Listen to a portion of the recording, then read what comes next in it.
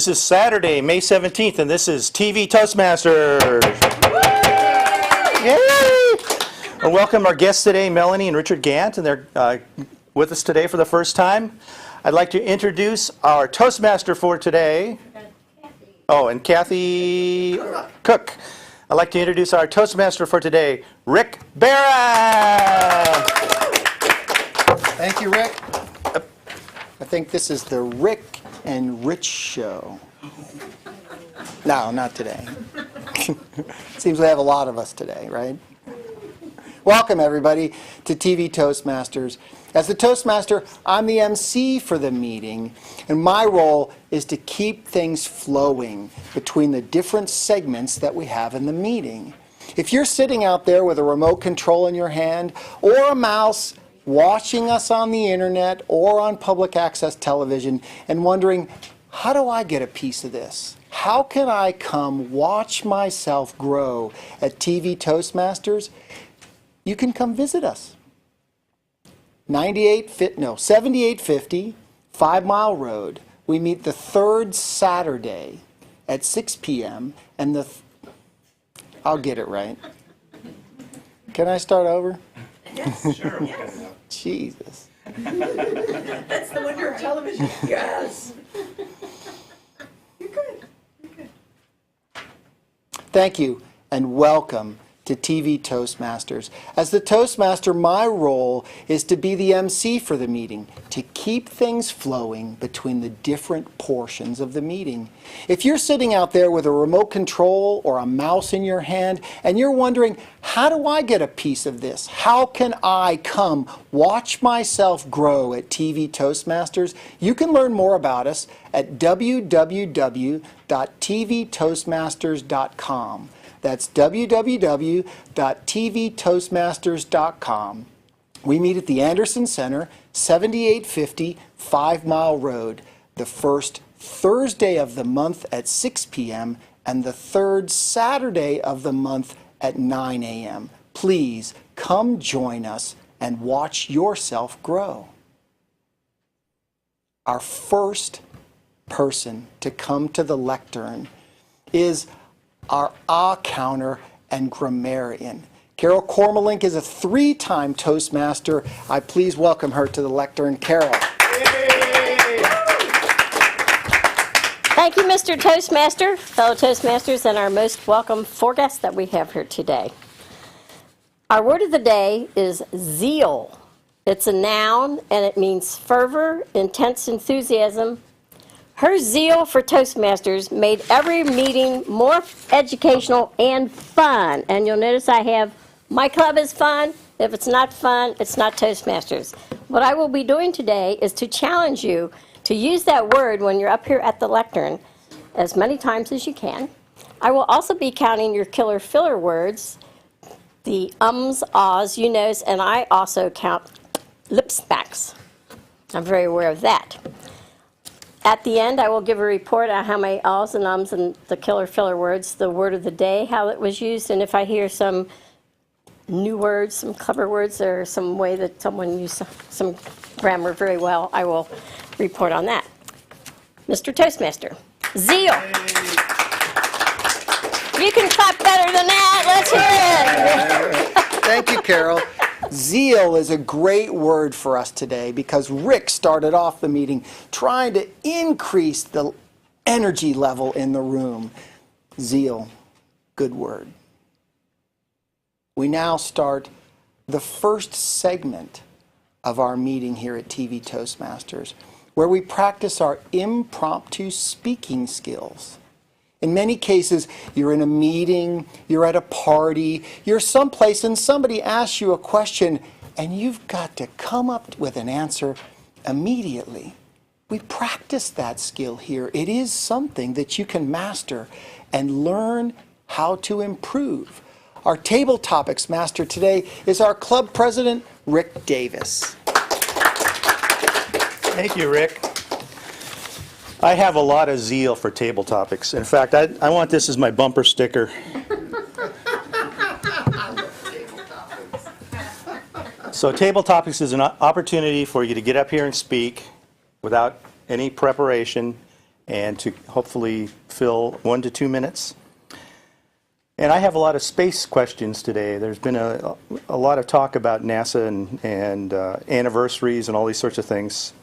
So I'd like to ask you, in 1962, President Kennedy challenged us to go to the moon. We had a lot of zeal to go to the moon. What challenge should President Obama issue to the country? Veronica?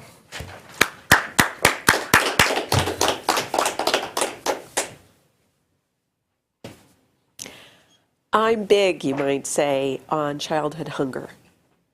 And I believe that there's no reason that we should have in the United States of America any hungry child. Now, there are governmental programs, but I also believe that with a garden at every home, even if it's a porch garden or a window garden, we could grow our own local fruits and vegetables that would supplement our income and actually supplement our diet with greens, fruits, and vegetables. So I would suggest that our president recommend that everyone start what used to be called a victory garden. Mr. Table Topics Master? Veronica? Along the same lines, should the U.S. go back to the moon? Rick? Thank you, Rick. I was down in Florida on spring break, and while I was down there, I decided that I would drag my granddaughters to the Kennedy Space Center. Not really something they were thrilled about, but it was absolutely something that I wanted to go experience. And it was amazing to watch the history of the lunar program, where we started off with these model-sized teeny little rockets that grew literally from this height to this height that was required to send us to the moon. So the amount of effort and energy that was required to break out of the gravitational pull of the Earth and to go visit our nearest satellite was enormous. Given the size of the feat, I do think, Rick, that it's important that we go back to the moon because it teaches us some very important lessons, namely what travel and life in space looks like. Being in the International Space Station is one thing, but you can always look out the window and feel that sense of safety and security, knowing that home is just right there. But when you're sitting on the surface of the moon, watching the Earth rise, it's a little bit farther away, and we have to challenge ourselves to do some things that you really don't have to do while you're sitting at the International Space Station, positioning us to go even further to explore other planets. Thank you, Rick. The Chinese have shown an interest in landing on the moon. What, if anything, should the U.S. do about this? Ron, would you talk about that?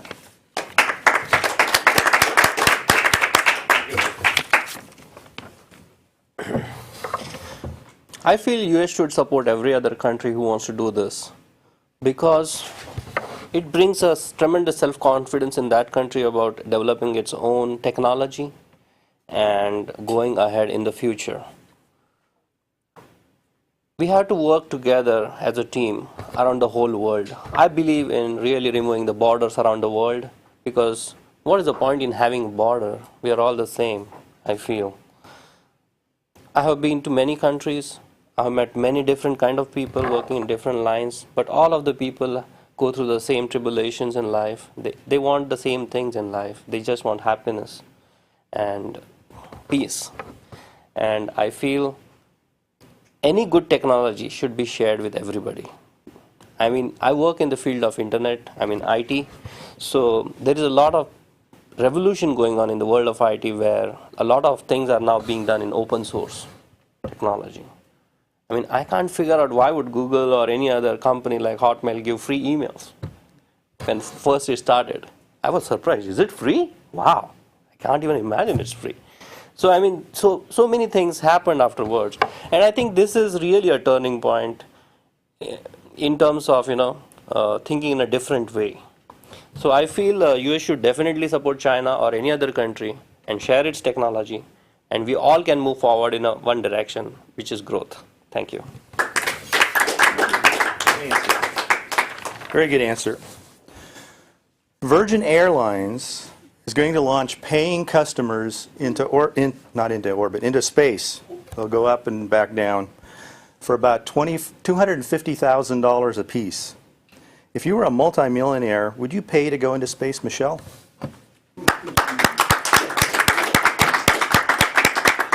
Thank you, Mr. Table Topics Master. If I was a multimillionaire, would I pay to go into space? Absolutely not. No interest whatsoever. I think that it's a very interesting challenge, but I think, honestly, I would personally be scared. I think it would be cool to some extent, but honestly, I feel like there's much better things that I could do with my money. I should be a little bit more interested in space, as Rick was alluding to. It's pretty exciting, but honestly, it just doesn't interest me. So I would be on a beach, on a ship, on an island that I could own. I'll stay on land. I'll stay on Earth. Thank you.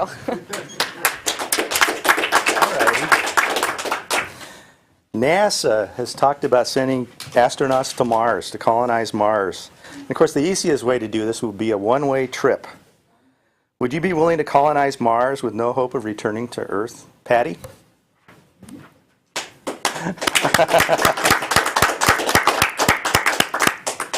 Want me to repeat this? NASA's talked about sending people to Mars, to colonize Mars. The easiest way to do this would be a one-way trip. Would you be willing to colonize Mars with no hope of returning to Earth? Be a pioneer?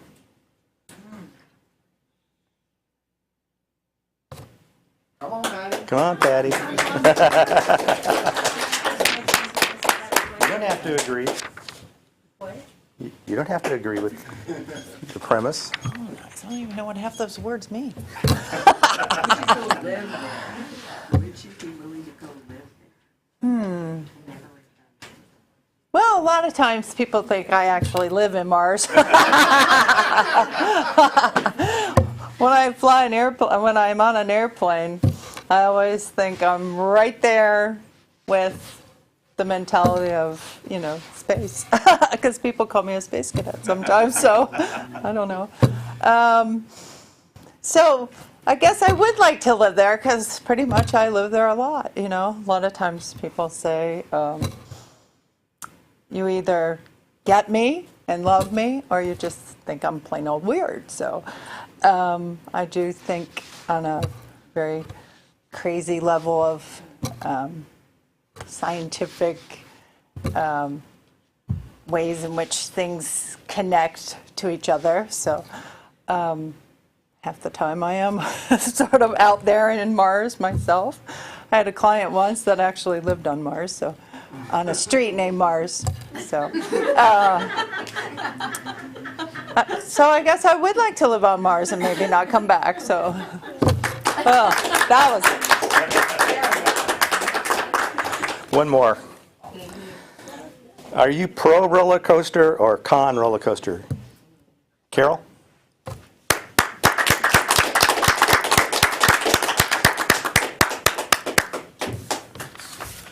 Thank you, Mr. Topics Master, fellow Toastmasters, and welcome guests.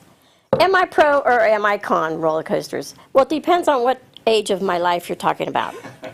When I was in either sophomore in high school, I was in 4-H, and we square danced. I was a square dancer, and we square danced up at Coney Island, and they gave us a whole roll of tickets, and I rode the Wildcat for hours. I kept riding it. Now I won't go on any of those rides. They scare me. I was out in Seattle. The big wheel that they have, they can't call it a Ferris wheel because that's a trademark, so it's the big wheel, and it was way, way high up there, and I had to look straight out and see the view from the ocean because if I looked down, I got half sick. So the world champion, Our District 40 representative from District 40 at the International, he's going to Malaysia to give his speech. And he is talking about all the roller coasters that he rode with his son up at Kings Island. He hated them, but he had to do it for his son, and he said it was awesome, Mr. Toastmaster. But you'll go ziplining. Yeah. She'll go ziplining, I'm but not she won't going go. ziplining again. Turn it back to our Toastmaster, Rick Barron.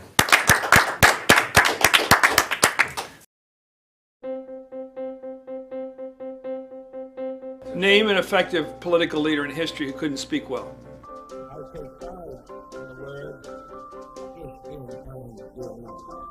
There aren't any.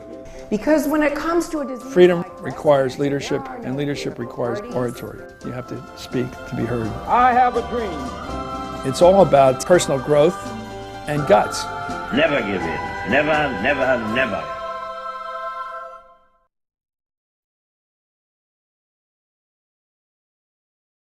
We now transition to the prepared speeches in the Toastmasters agenda. Here's where people have an opportunity to practice specific skills based on the manuals from Toastmasters that they're using. So what we will hear now are prepared speeches that these Toastmasters have practiced and rehearsed and have now come to deliver here for us. Our first speaker is a relatively new speaker in TV Toastmasters, but he's on a crash course to get all that he can from TV Toastmasters, speaking at every single opportunity. He's working out of the Competent Communication Manual. Speech number 3, get to the point, Ram Karpur Pranayama. Pranayama, Ram Karpur.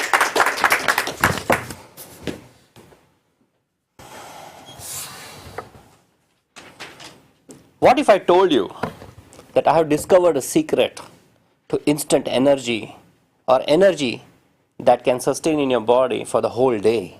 Would you be interested? yes, I know many people suffer from lack of energy, zeal, enthusiasm, negativity, depression. And I'm here to help overcome that problem. I have practiced this particular technique called pranayama in my life since my childhood, and I find it extremely effective. And I come out of any situation just like that. Today I want to share that technique with you. First, let me go through the theory. In the Vedic science, which is the foundation of Hindu way of life, they say our human body is made of 7 layers. I'm going to just focus on the first 3. The physical body, the breathing layer, and the mental layer. So you will see the breathing layer is in between the physical body and the mental layer. So whatever happens on both the sides affects the middle, and whatever happens in the middle affects both the sides. So if I say, how many days does it take a person to die if he doesn't eat food?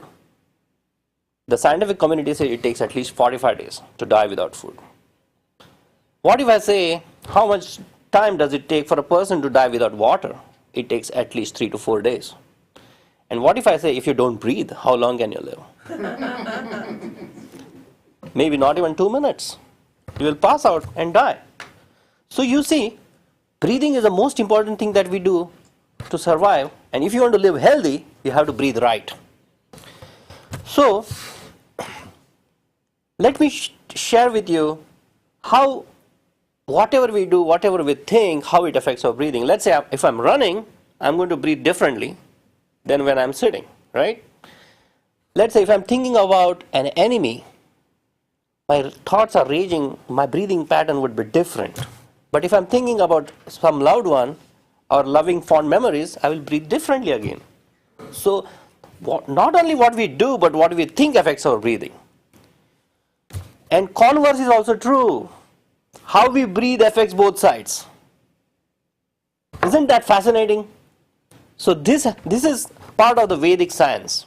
So they teach you the techniques how to breathe. And you know, we breathe through 3 openings in our body. 1, 2, and 3. Both the nostrils and the mouth. And there are 4 phases in our breath. One is to inhale, exhale, hold in, hold out. These are the 4 phases of our breath cycle. We breathe in, hold it in for a while, breathe out, and then hold out for a while. So the whole game of pranayama is about managing these seven, I would say 4 stages and 3 openings, plus 1, the physical body, in which posture you are sitting or standing or bending, whatever. So if you bring them together and do permutation combination, you will find thousands of configurations you can do that technique in. So this is the theory, and now let me go to the direct technique, which is going to change your life for good. Today I'm going to share the most simplest and the most effective technique with you. This is called as Anulom Vilom. In Anulom Vilom, you use one thumb, breathe in through one nostril, breathe out through the other, and then breathe in through this nostril and breathe out to other. So you close the other nostril. So when you do that, what happens within you is the breathing pattern is stabilized. As a result, your mind becomes calm. So if you find yourself in any situation where you are like, what's going to happen, like you are like really nervous, or anxious, or you are like super excited, if you want to calm down, this is a simple technique that you do to calm yourself down. You channel your energy in a systematic way.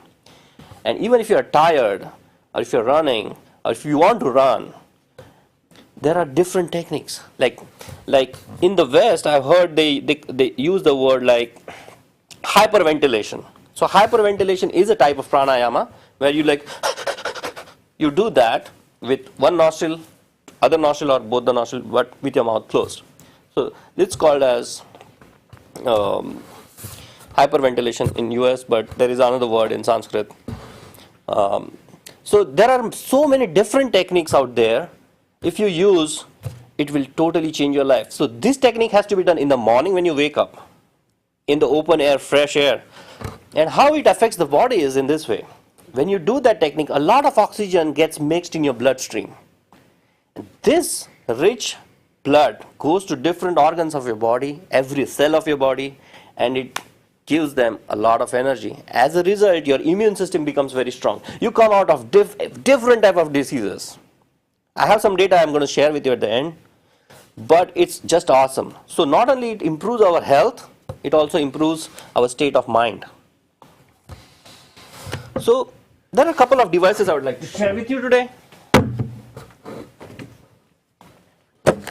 So in the ancient time, they used to use this to clear nasal passages. So every morning when you wake up, we only know to brush teeth, wash our mouth, but this is also to be done.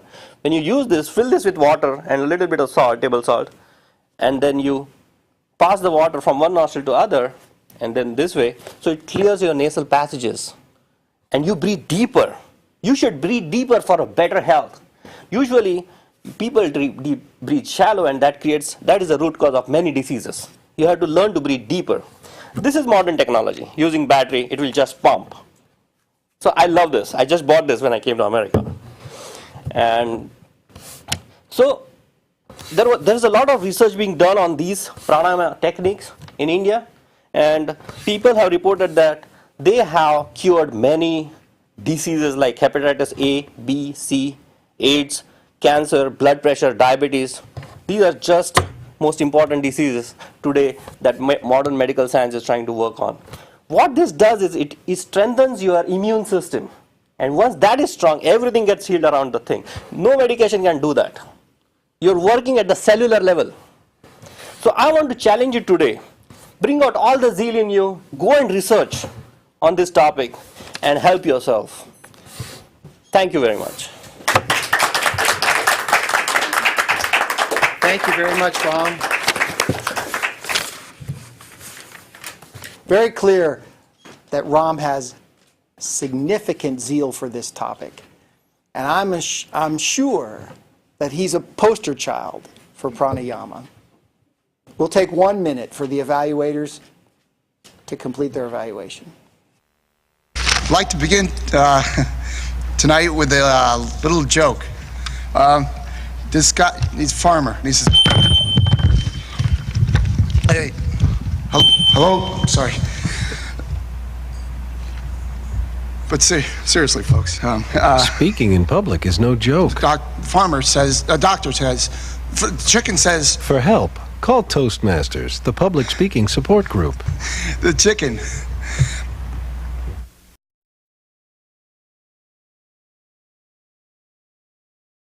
Welcome back. We're now ready for our second prepared speech. Speaking from the Speaking to Entertain manual, project number 2, Resources to Entertain. Our Vice President of Membership, Michelle Lewis. Michelle's speech is Grown-ups Are Weird. Grown-ups are weird. Michelle Lewis.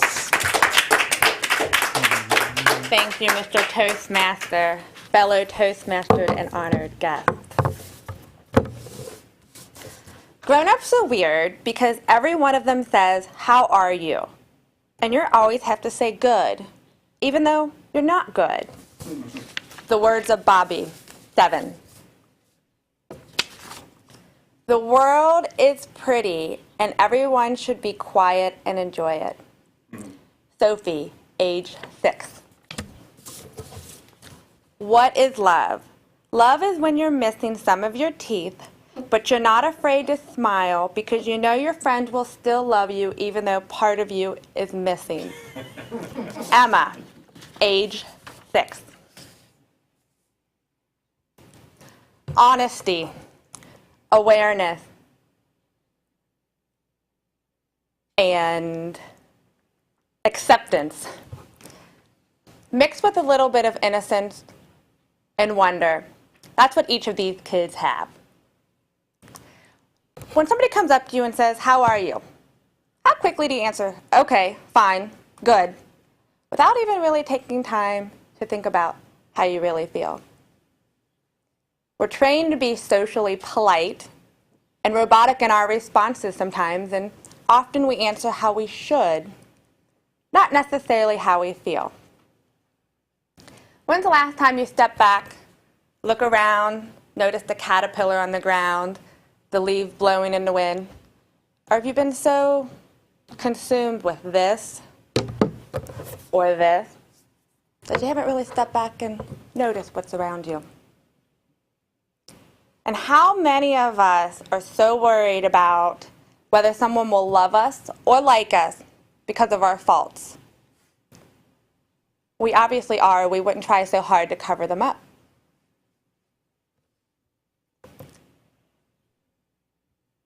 These are the characteristics: honesty, awareness, and acceptance, that as children we don't realize we have, but as adults we forget to apply them in our everyday lives. How many of you have read the book by Robert Fulghum, All I Needed to Know I Learned in Kindergarten? What a perspective. One of my favorite excerpts from this book is, "I believe that imagination is stronger than knowledge, that myth is more potent than history, that dreams are more powerful than facts, that hope always triumphs over experience, that laughter is the best cure for grief, and I believe that love is stronger than death." Pretty simple, pretty profound. Along with the fact that milk and cookies are part of the core diet and that naps every day are important, this book shares a lot of the basic values and traits that we had when we were this big, and when we grow up, we sometimes forget to apply them. We easily get consumed with the stress of everyday life. Jobs, careers, family, children, commitments. It's stressful. How do we deal with it? We are a grown-up. We have to act like grown-ups, right? Or maybe we should think like a child sometimes. But often as grown-ups, we get confused or mix up childlike versus childish. Sometimes we need to be childlike in our ways. The next time you sit down with your boss, and you're starting to think about the core competencies and the skills that you need to work on, or you're at home and you're thinking about personal development, can I do to make myself better? Maybe you just need to uncover some of those traits that you had as a child. Now, I'm not saying go in and tell your boss, my plan is to become more childlike.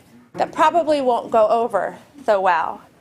But think about, are you using honesty, acceptance, awareness, and wonder in your everyday life?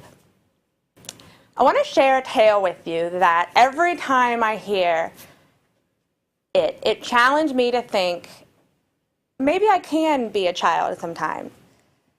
It's a Hawaiian tale called The Starfish, and in my own words, it goes something like this.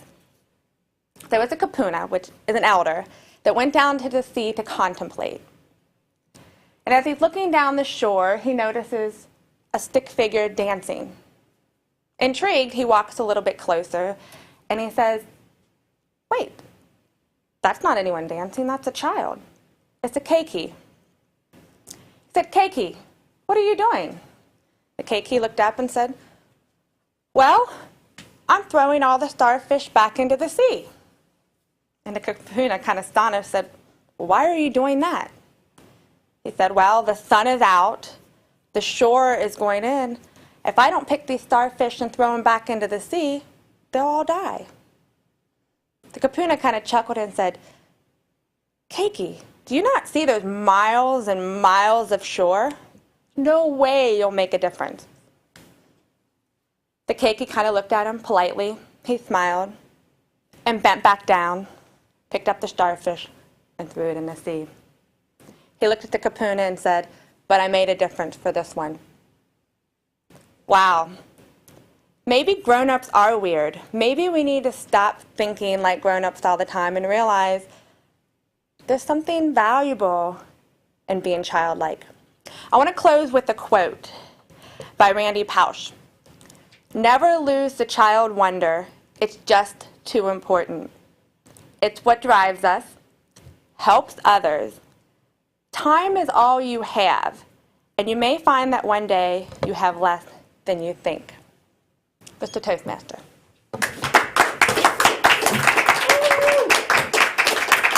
Thank you, Michelle.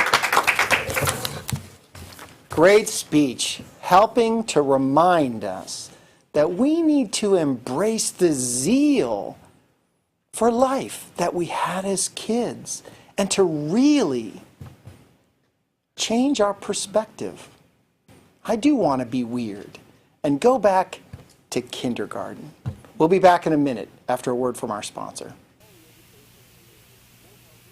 All the education in the world won't help you get ahead in life if you can't express your ideas effectively. Every day, competition for advancement gets tougher and tougher. You need an edge.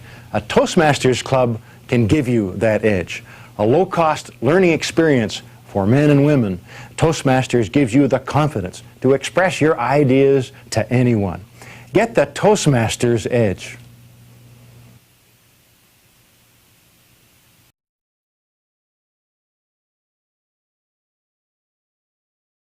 Welcome back. We're now ready for our third prepared speech. This speaker is an experienced Toastmaster who's been around the block a couple of times and has a really poignant message for those of you out there that have a book hidden inside of you and are wondering, how can I possibly get this thing published? Working from the Speaking to Inform manual, Veronica Sanford's topic is how to self-publish for free in 3 days or less. Veronica Sanford. Thank you, Mr. Toastmaster. I had a book hidden inside me. And today I'm going to talk to you about how I was able to self-publish in 3 days or less. Now, I don't recommend that you use that little amount of time. But if you're like me, and sometimes you postpone things until the very last minute, just know that you can get it done in 3 days or less. Today I'm going to be talking to you about why write or publish, how to overcome the fear of publishing, why self-publish, why self-publish, how to self-publish, and how to market your book. The question is, why write or publish? Well, for me, I used it to consolidate my ideas. I often found myself telling the same stories over and over and over again to people, and sometimes accidentally to the same people. I got bored by my own stories. I wanted to go on. I wanted to go into my future and stop dwelling on my past. But I didn't want to forget the lessons of my past. I wanted to be able to say to somebody someday, you want to hear all about my past? Read the book. I'm going on. The other reason is perhaps to increase credibility. Because if you're in sales, in business, if you have your own business, if you have a book, you increase your credibility. You're able to send someone your book as an advertisement or also as a point of view. So for example, if you're a painter or a cement layer and you want to tell people not to try to do it themselves, then you can write all about the mistakes that you can make in laying cement or in painting, and why it's important to hire a professional to do that. You can also generate sales by using that same book, perhaps having it on a website. If they would sign up for your newsletter or onto your website, then you can send them that book for free, and that way you can generate sales and more interest. You can hold their personal information. You can also make a difference. So I used it in order to consolidate my ideas, but also to share to women and men who are new perhaps in business. The title of my book is A Businesswoman's Journey into Spirit. And I wanted to share my ideas about how to control anger and how to control fear on the job that I thought that very often people do have challenges with. So the next topic is how to overcome fear. This was huge for me. Obviously, I wouldn't have waited till the very last minute to publish my book if I wasn't afraid. And one of the things that I was most afraid of is I was afraid of getting out into the media. And I have seen famous personalities be hogtied by the media, and I was afraid that that might happen to me.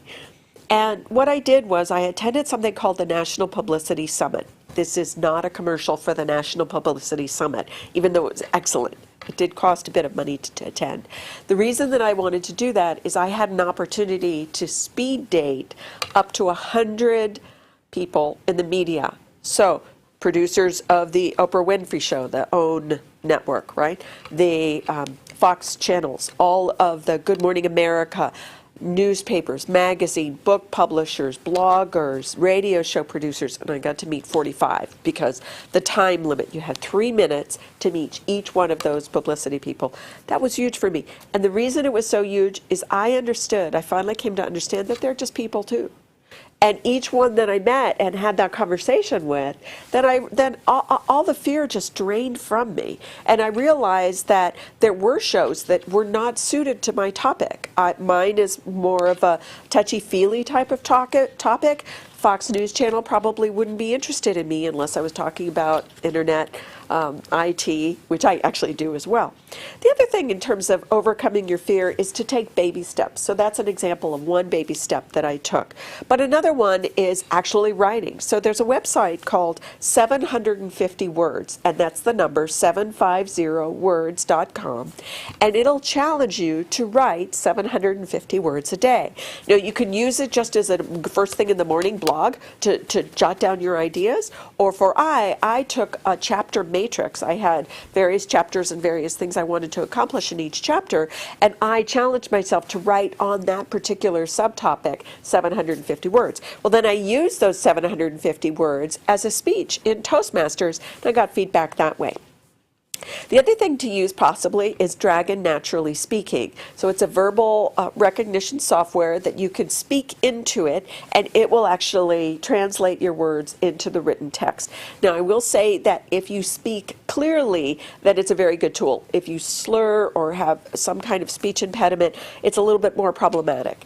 The other thing that I would say is I sent out my book in Word format to my friends, to over 50 friends, and then they edited it for me. I didn't have to pay for an editor. And using that, I was able to really reduce my costs to free, and therefore I was able to also find out that not everybody liked it. Some people really loved the cover. Some people didn't like the cover. Some people really liked the size. Other people hated the size. They felt chipped. And so it went all over the map, and therefore I realized it's my book. I did it my way, right? I did it my way. Now the other thing is to set goals, set a timer, and know how much you really want to accomplish in a certain amount of time. That will help you publish your book and get to that goal. Now, there's a quote I really like. Almost all good writing begins with a terrible first efforts, but you need to start somewhere. This is from Anne Lamott, Bird by Bird. It's a book on writing. So why self-publish? I will say that one of the reasons to self-publish is you have marketing control. You know when you want it to go to Kindle. You know if you want it to go to other countries. You know exactly when you want to publish. Also, most publishers now these days, they don't really put a lot into a new writer unless you are a presidential candidate, you are a famous personality. But if you're just you or me, then you're not going to get much of an advance anyway. An advance is only an advance on your profit. The profit, if you self-publish, can be up to 75%, depending upon, it can be even higher depending upon the price point of your book. Your speed to market was very fast. For example, for me, I published in 3 days. It could take 2 years to publish in a regular publishing format. There are fewer hurdles. I didn't have to get an editor before I published. I got an editor after I published. So I will say that my book has typos, and I'm working on my second edition. Now, how to self-publish? There are 2 formats that I used. One is createspace.com. That's createspace.com, and I use that to create the paperback version of my book. Then you upload a PDF version of your book to do that. You can pick a cover for free. You can get a free ISBN. And the only thing that cost me on my book is getting a photo. And I will say, really cheaply, you can go to Glamour Shots, and which is local to Cincinnati. So if you're seeing this outside of Cincinnati, it's a little bit tougher. And they have a special that is on the on that free. I'll think of it in a second. Pardon? Groupon. It's a Groupon, exactly. Thank you so much. And then you could pick the color of your paper, you can pick the font, all of that is free, and it's publishing on demand. So unless you want to buy a book, you don't have to pay anything. The other one is Kindle. So you can then upload into Kindle. You upload using a Word doc.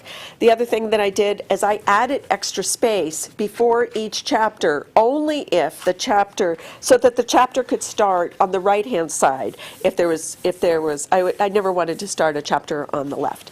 And so I added space. Now for a Kindle, I had to remove that white space, because in a Kindle, there really are no pages.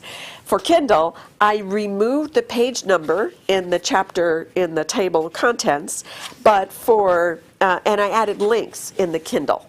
Now that's the only difference, and then I uploaded it. How to market, I would recommend radio, because with radio, you've got a captive audience, and if you're interested in radio at all, I recommend looking up Alex Carroll, Carroll. His website is www.radiopublicity.com.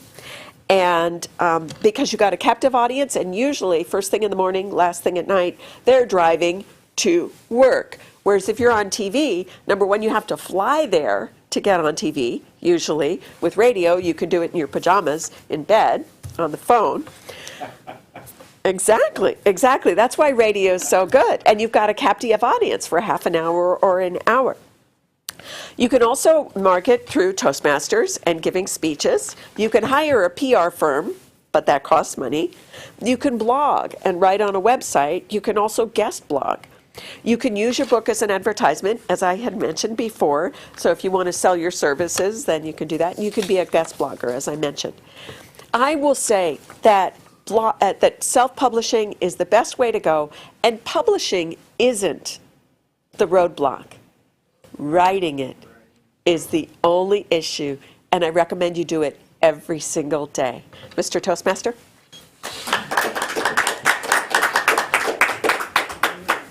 Thank you, Veronica.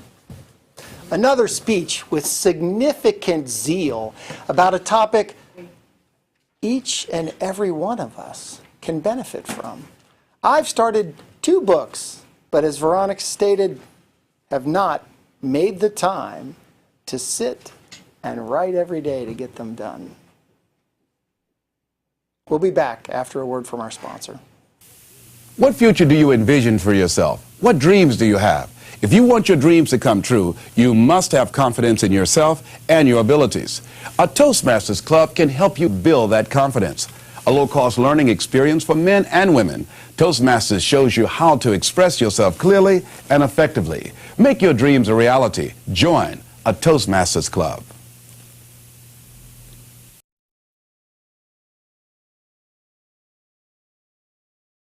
Welcome back. We now transition to the evaluation portion of our meeting, where Toastmasters evaluate their fellow Toastmasters, helping them understand areas where they excelled and giving them a few suggestions on how they can improve for the next time.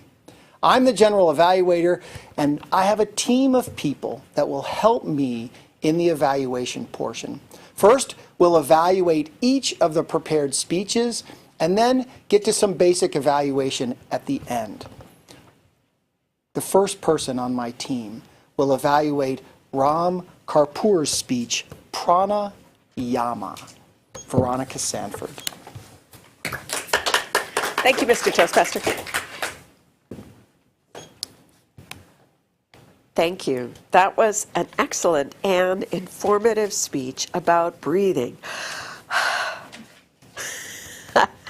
I will say that his purpose for giving this speech was to prepare a speech that had a clear general purpose and a specific purpose, which I thought he did. One, to give us more energy, and also to learn specific breathing techniques.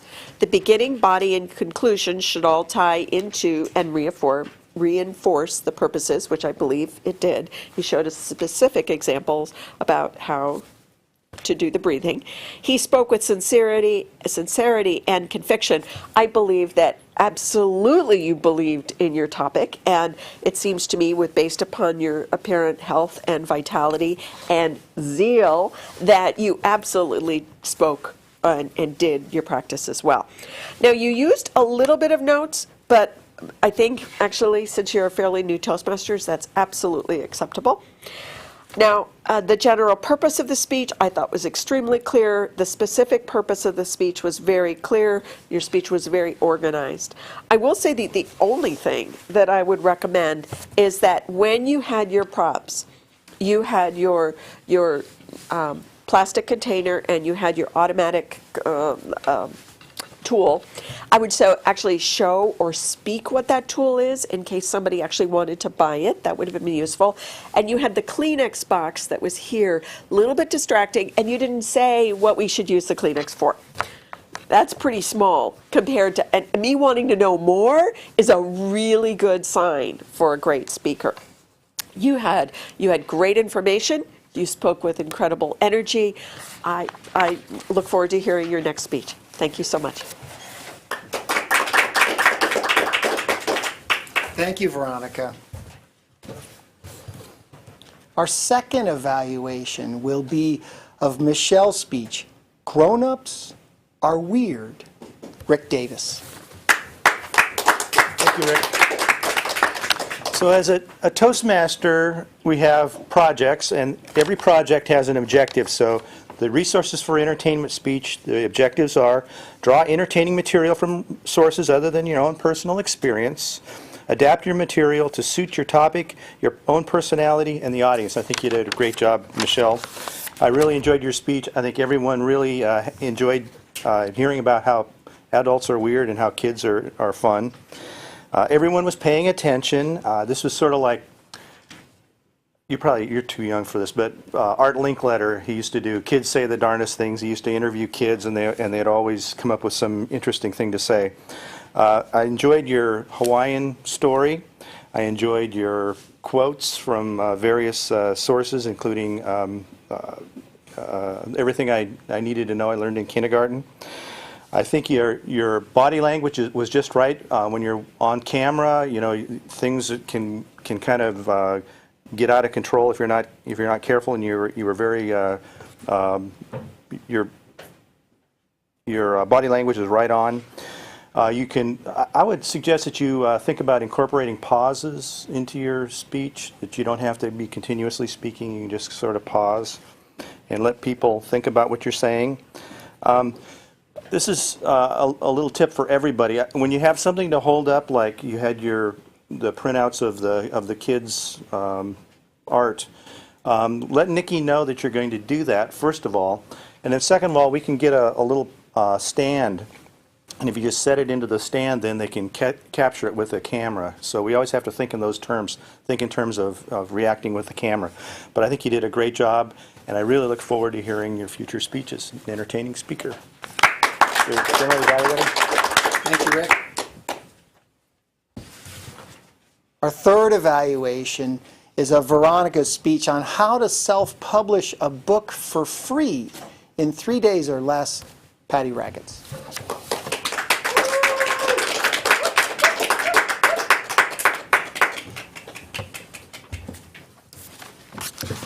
Veronica did the speech to inform number 3 out of the Speaking to Inform book.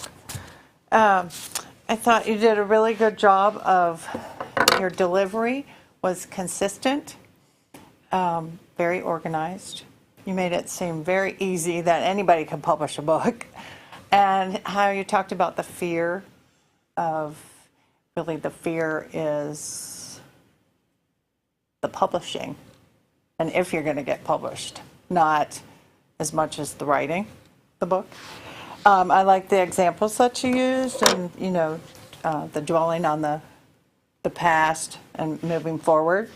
I think those are all good messages, and you made it seem very simple that anybody could do it.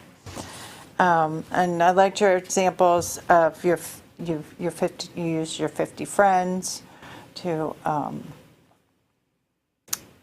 you gave them the book and your feedback. Learning their feedback was important.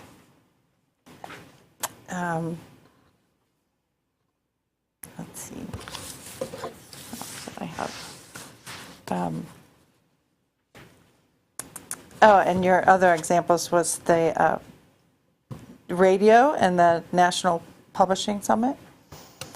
I just thought that it was just really well done, and how you put yourself out there and went out of your comfort zone to get that done, because that's a lot of courage to get that done. I don't have anything negative to say. Thank you. Thank you, Patty.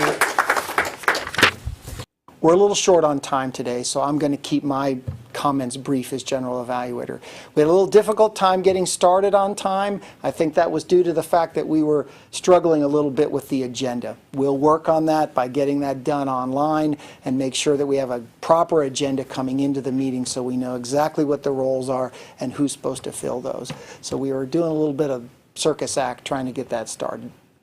I'd like to turn the meeting back over to our president, Rick Davis. Thank you, Rick. We'd like to invite our guests up to say a few words about what they've seen today, and I was just wondering if Melanie or Richard would like to come up and say a few words, what you saw. Sure.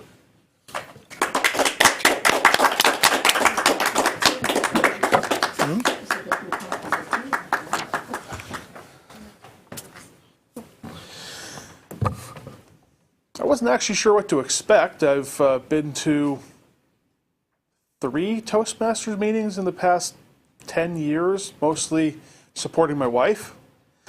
Oh, look, there was an right there. I'm already losing. I'm looking forward to doing this, honestly. I'm trying not to think about the fact that there's 3 cameras staring at me right now. It's a lot easier to look at the people staring at me for some reason.